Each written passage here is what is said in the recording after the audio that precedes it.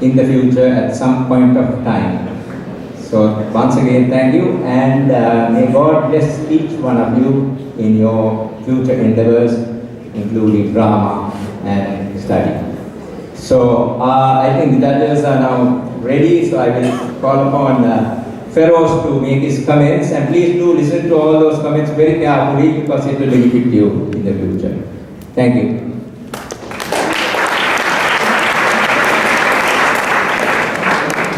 Thank you, Dilip. On behalf of Ramoda and Harshana, I would like to thank the YMCA and the Rotary Club of Colombo North for organizing this competition. It is quite a big task, and it's probably the most looked forward to event in the school's drama calendar. And it's a lot of hard work, so I think they deserve a round of applause for putting this together, like through all the tough challenges that they face.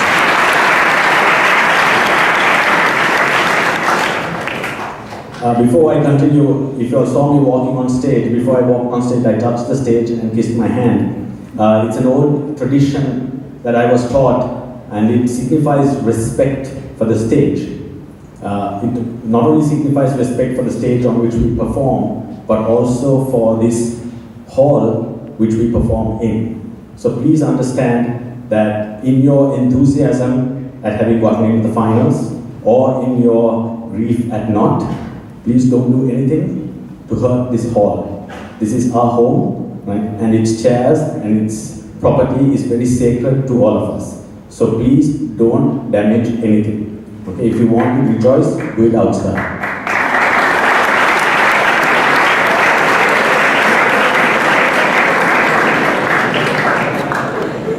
Right. These are the general comments. Actually, my comments are going to be slightly shorter than yesterday. I know most of you were here yesterday, so you had heard most of the comments that that we had. And these are some general comments from the three of us. The first one is when it comes to the text itself. Please take time to read it, to analyze it, to understand the character, especially the social status, the age, the motivations, what the character has done before, what the character is going to do after, so that you have a complete understanding of what the character is. And through that, you get what is called conviction, belief in what you're saying. Right? A few occasions we noticed that people were speaking, but they didn't truly believe what they were saying. And that kind of comes out. So if you want to speak with conviction, you need to understand and you need to really get into the skin of the character. Don't make the mistake of placing your sets too far back, because that immediately places the actors in a kind of a difficult situation. Right? This hall is one of the best for acoustics, for natural voice. But if you go too far back, your voice tends to go upwards as well, and into the wings as well. So you have to be conscious to project if you do that. And the other thing, I said this yesterday, and it happened again today as well, the music. Be very careful when you play music, right, that it does not drown out the actor. Because there's a general tendency when you sit behind a mixer, all you have to do is use one finger and you can get enough volume. Whereas the poor actor doesn't have that luxury, because he's not mic'd. So if the actor is actually fighting to be heard across the sound system, it's always going to be a losing battle for the actor. I have a very important announcement to make. I know the last couple of days we did comment on the script editing and choosing excerpts and stuff like that. But that's all going to be a thing of the past. From next year, you will not choose your excerpts. The judges will do it for you.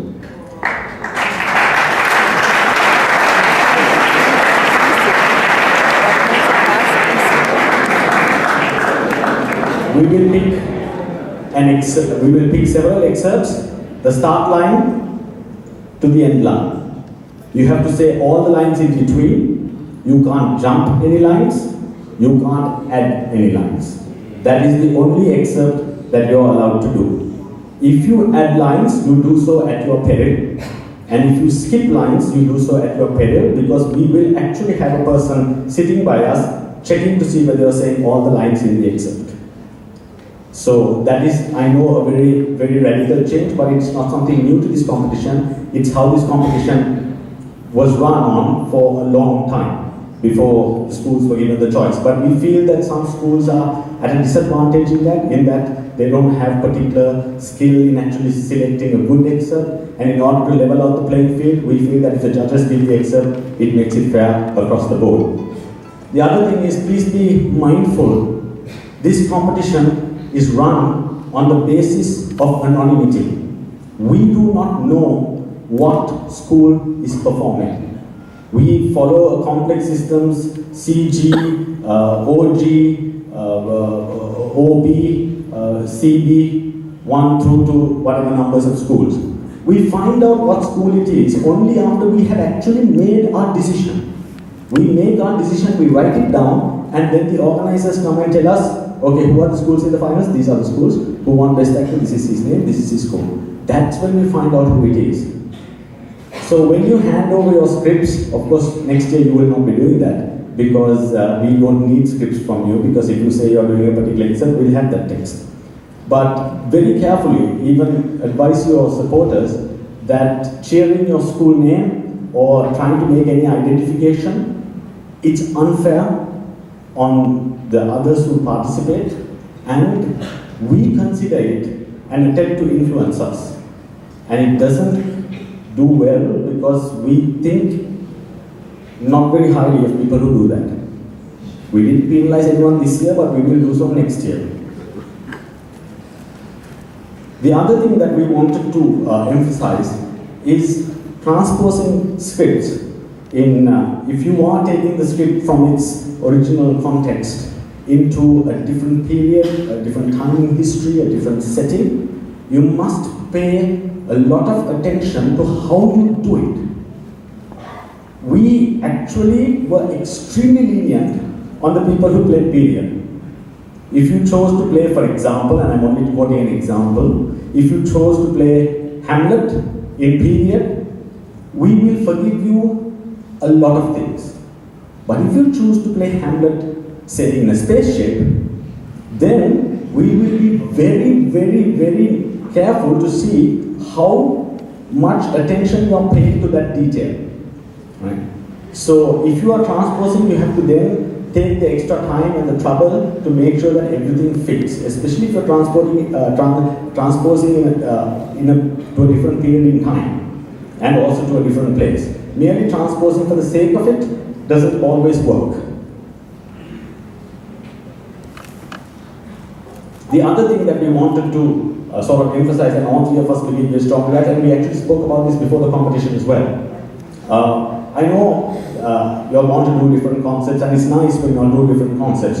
And I know there's a huge debate about how far can we tolerate concepts, and we do. I mean, I enjoy watching Shakespeare done in many, many different ways. But remember, for the purposes of this competition, if you choose to do a concept, that concept must hold true, not just for that particular excerpt. It cannot in any way be false to the playwright's original intention. So it's very important, if you choose a concept, you have to think big and think, would this concept fit for the whole play? If it doesn't, then my advice is, don't do that. Because we can't then judge it. As a normal performance, yes. If you're doing a normal performance at the Lionel, by all means do it. I will be one of your biggest backers. And that's coming from someone who's done Macbeth with rock music, Julius Caesar in a modern setting, with guns and video cameras and a helicopter on stage, Romeo and Juliet with pop songs, and Venice with a live band playing pop songs. Okay? So I'm all for it, but in the context of this competition, because you can't take liberties with the script. And in all those 4 plays that I mentioned that I have actually directed on this stage, I have taken enormous liberties with the script, with the text. I have added in words, I have deleted words, I have done lots of things. Right? So for the context of the competition, remember, the concept must hold true to the entire play. It can't subvert the playwright's intention. Right, having said that, I must commend the schools which performed in the boys section. There was lots of incredibly well crafted, well thought out, well executed productions, and it seemed like we all were hell-bent on making our lives a misery, right? Because every time we saw a production, we were like, oh my gosh, now we have another school to have to contend with, right? So, well done guys for doing absolutely brilliantly on stage.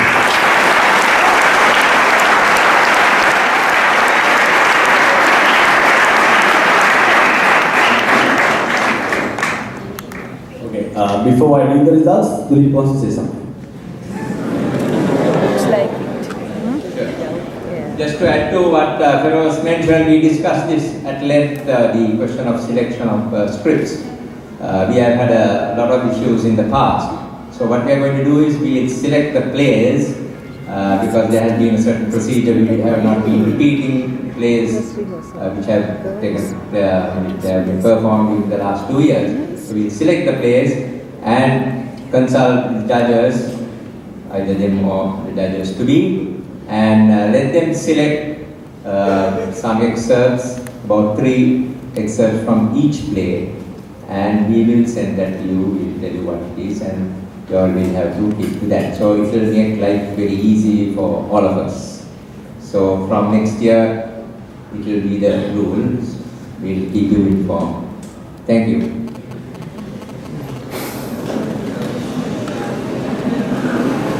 Right. Yesterday we only read out the numbers, and some people got confused because they didn't know the numbers of their schools. So this time we're actually going to read the names, the numbers, and the school. I hope I got it right. So I'm first going to announce the best novices boys school. There are no nominees obviously for this category, but best novices boys school is St. Michael's College, Badikal.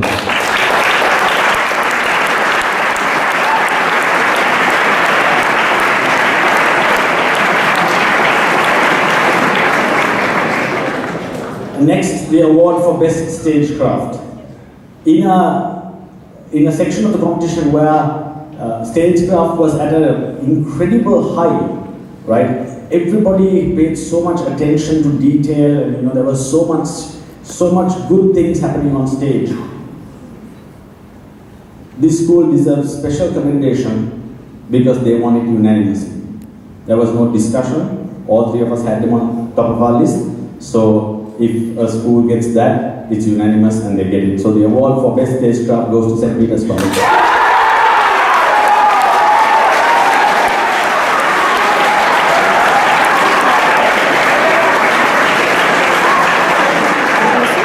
Okay, here are the nominees for Best Supporting Actor.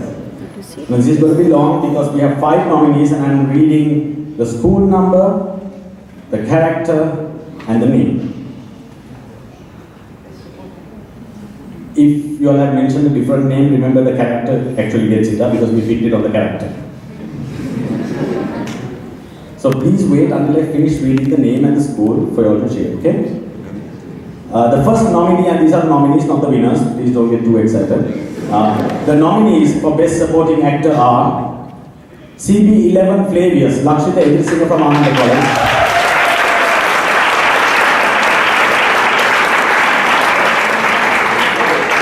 CB15, Dr. Kayas Praveen Amasekara from Maharashtra.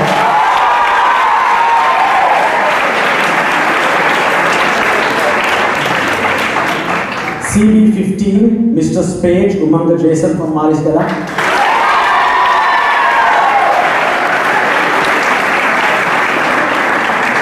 CB16, Lady Macbeth Tesa Vijayasri from Maharashtra.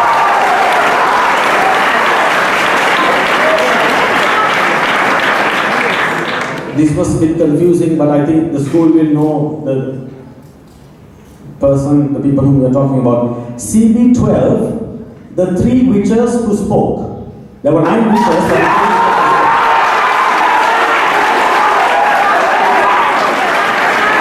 there are the 3 witches who spoke from St. Peter's College. And the winner one of the best supporting actor Half an hour there. is Tesa Vijayasiri from Vietnam.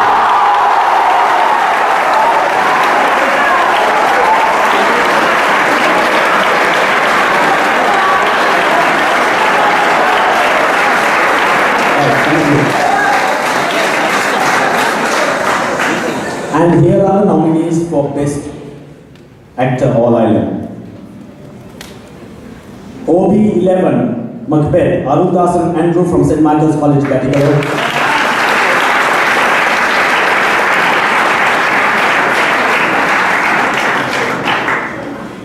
OB12, Richard III, Charlotte Benedict from St. Benedict's College.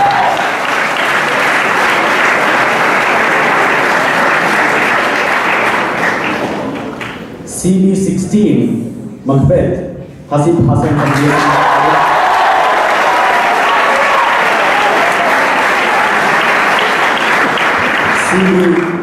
CB13, Timon of Athens, Nazmi Mahmood from Jakarta.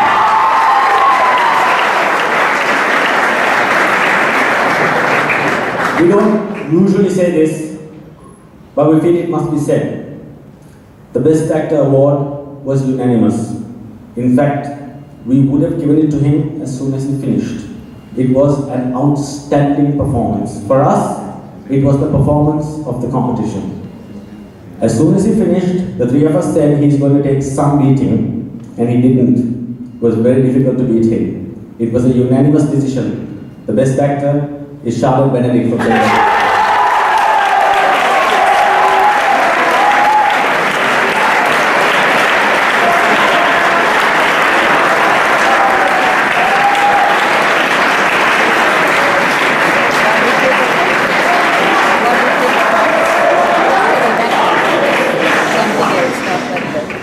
And the four schools that are in the finals, we actually have the names of the schools, so we'll announce the names. This is in no particular order. St. Benedict's College,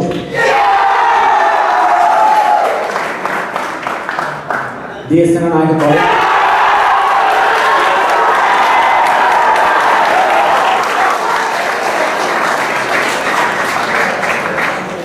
Ananda College,